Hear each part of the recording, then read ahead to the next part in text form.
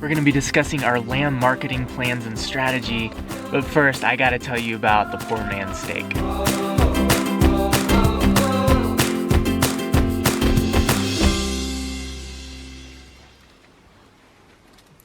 Copper Moran on the left.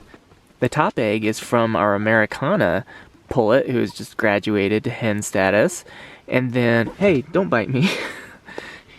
Don't be pecking at me. And the one on the right is from one of our mature Americanas. That would be from her, our Americana. Thank you, ladies.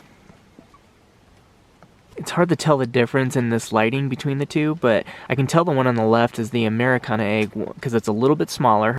But also the color on the Americana is just a little bit deeper.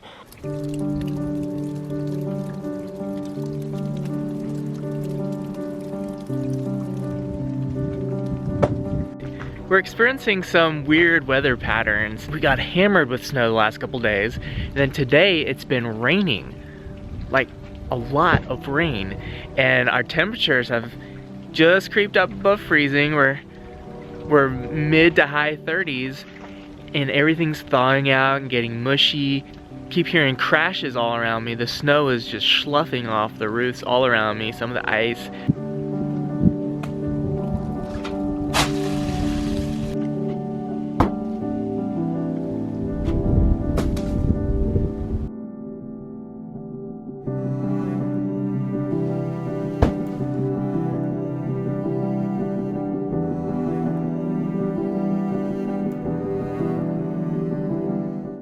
Now let me tell you about poor man's steak.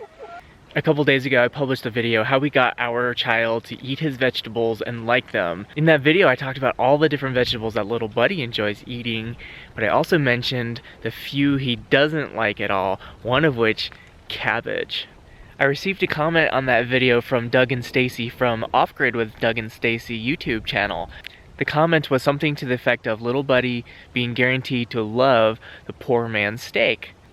Poor man's steak, I was thinking, is that like ground beef or something? I replied back to Doug and Stacy, is that like a ground beef patty, question mark? And this was the reply I received.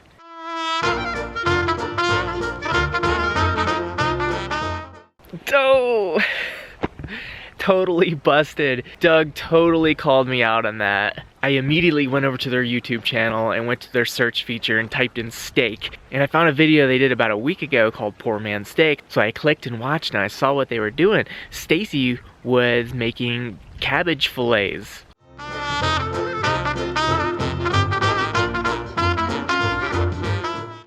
Man, those look awesome. After seeing that and the fact that Doug and Stacy guaranteed little buddy would love it, I thought, we gotta make some of those today.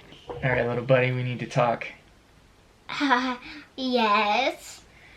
Do you remember Doug and Stacy? Yes, because Doug has the big beard. Yes, he does. It's definitely bigger than Daddy's, right? Yes, but it might be bigger than Mike. We don't know.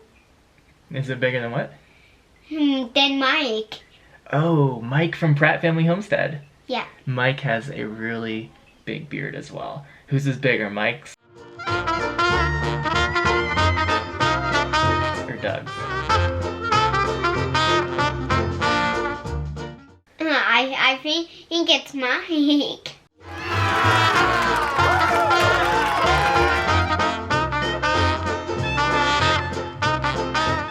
You think Mike? I don't know. We'll see what Doug has to say about that. Do you like cabbage? No. Not at all? No. Stacy from Doug and Stacy made what's called poor man's steak. Poor man's steak is a fillet of cabbage with garlic and butter and salt and pepper on it. And they think that you, even though you don't like cabbage, you would love poor man's steak. We're gonna test the theory and have some poor man's steak, and we'll see if you like it. Okay? If it's not good, we're not going to eat it anymore. That's right. If it's not good, you don't have to eat it. Good. Yeah, you can just eat it. Alright, let's go get some cabbage. Yeah.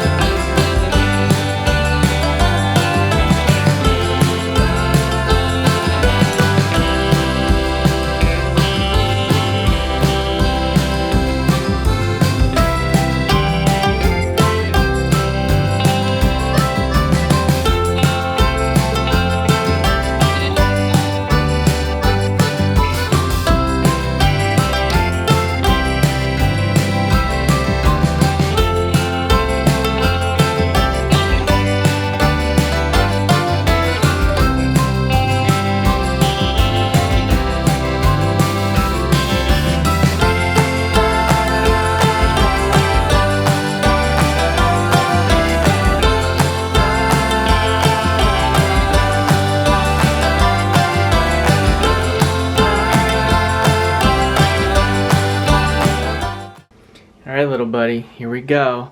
Here is your poor man's steak. Drum roll, please. Here we go. So here it is, the moment of truth. Is he gonna like him?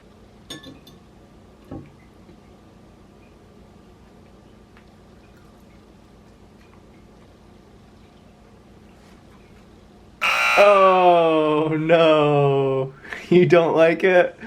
Oh, how about try one more bite? Maybe that was just a bad piece. Get some garlic on there. There we go. Oh no, not a winner for little buddy. Thank you, Doug and Stacy, for the recipe. I'm leaving a link down below to the Off-Grid with Doug and Stacy video on the poor man's cabbage so you guys can check it out yourselves. And little buddy had something he wanted to add. Hi, Doug and Stacy. Wait, I can't see you. I can only see me. Alright, marketing lamb. This is going to be an evolving strategy over time, but I just want to give you my immediate plans, like what's coming on the horizon right now.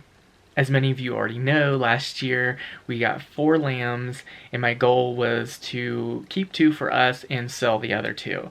We were successful in doing so. However, it was kind of last minute, and that was not the way I really wanted to be. And one of my goals for this year is to increase that market. I wanted to add a few more lambs and a few more customers. But I don't want to wait to the last minute, so this year what I'm doing a little bit different, I'm going to be taking pre-orders for lambs before I even buy the feeders from our breeder tests. The most obvious thing I can do is attempt to retain my customers from last year. So I'm going to send them an email asking for their business again, asking them to pre-order their lamb this year. But for attracting new customers, I had brought this up I think about a week ago in a video I was doing on our goal updates. I signed up to have a table at the upcoming Know Your Farmer, Know Your Food event. The event is being hosted by a friend of mine who is the founder and director of a local nonprofit food and farm advocacy group. This is a really good opportunity for me because this is going to be a very specific targeted audience. And the people that are attending this event are people who shop at farmers markets, and they're also the people that want to meet farmers. They are foodies who go to food events on weekday nights. This is the target audience that's going to appreciate grass-fed organic lamb. The last few nights I've been working on the marketing angle for this, as far as signage, like how do I want to present ourselves, how do I want to share our story. This right here I'm having turned into a sign. This is going to be an 8.5 by 11 hard stock table sign. It's going to stand up on its own sitting on the table. What I'm hoping will be the attention grabber is right at the top, grass-fed lamb, so immediately the customer will know exactly what I have to offer, and then below that you have the before and after picture. And if you look below, of course, we have our logo included here for branding purposes, but to the right of the logo I have just a couple sentences real quick that explain to you who we are and what we're doing. But down below that are practices. These are the answers, obviously very briefly in what you can fit on a small sign. These are the answers to the questions I have when I'm sourcing my meat. If I have someone's attention for 30 seconds, those are the biggest takeaways I want them to get. Grass-fed, organic, no chemicals, pharmaceuticals. Assuming some of these buyers are going to be like me, some of them are going to want to do some additional research, they're going to want to vet me a little. So I want to give them something. I want them to be able to take something that has our information on it. So I've also designed a small postcard flyer. This is going to be something that somebody can take with them. It's going to be bigger than a business card, more like the size of a large index card. So it's going to have a little more content on it. Obviously, again, grass-fed lamb at the top, our logo, the same pictures, but it has our pricing on it. And the management practices are on there as well, and then a call to action at the bottom, reserve your 2017 lamb, with our website on it. Which segues into the next thing I'm doing, and that's the website. I've been working hard on the website as well. I'm not a web developer, designer, or anything like that, but I've been working with the site, trying to tweak it, trying to get it to look a little bit better. If you saw our old site, it's pretty bad. I put it up quickly just to have something up there. and I was not happy with it at all. So I've been revamping it, reworking it. You can check it out, grassfedhomestead.com. It's nowhere near close to being done. In fact, a lot of the pages are empty on it still right now. But what I do have functional is a shopping cart on there. If you go to grassfedhomestead.com and click on the menu tab, grass-fed lamb, it takes you to a page that tells you about our management practices, about the lambs we're raising, and there's a button you can click to reserve either a whole or a half lamb in it, and it adds it to a shopping cart just like Amazon or anything else, and you go through a checkout process where you can pay through PayPal. Getting back to the table at the event, the last thing I plan on doing is having a monitor set up, and I'm going to have some video looping on there. Video of some of the sheep, some of the meat cuts, videos of our homestead, sharing our story, but I think one critical element of it's going to be cooking videos. It's not going to be audio with how to cook and all this and that on there, but just images of the food cooking. I'm really excited and looking forward to this event. I think it's going to be a neat experience, a really good opportunity for me to work on marketing skills and meeting people and sharing our story, getting that across. The event is in about 2 weeks, and of course I'll be bringing you guys along with that so you won't miss it. And as always, I'd love to hear your feedback on this. Am I on the right track with these signs? Let me know what you think.